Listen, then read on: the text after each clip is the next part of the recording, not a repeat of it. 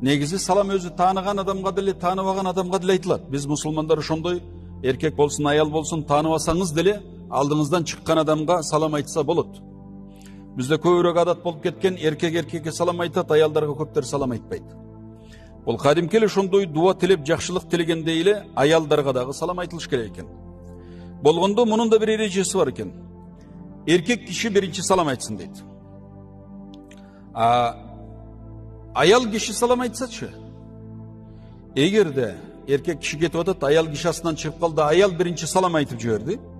Эркек киши кантип алик алат? Анда биз аялды көрүшүбүз керек дейт. Эгерде салам айткан аял карыган аял болсо, энелерибиз болсо, апаларыбыз болсо, анда биз ага ва алейкумуссалам ва рахматуллахи ва баракату деп угузуп алик алат экенбиз.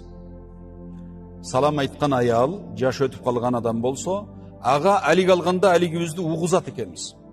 Эгер салам айткан аял киши жаш кыз болуп калса, келин болуп калса, анда биз эркек ага алик алганда ага угузбай эле аликти ичибизден алып коет экенбиз. Бул шариятта саламдын адеби.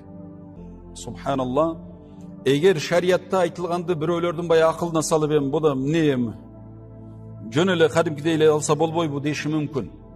Бирок мунун өзүнүн артында көп сыр бар. Шариятыбызда айтылган ар бир нерсенин сыры бар. Бекер айтылбайт.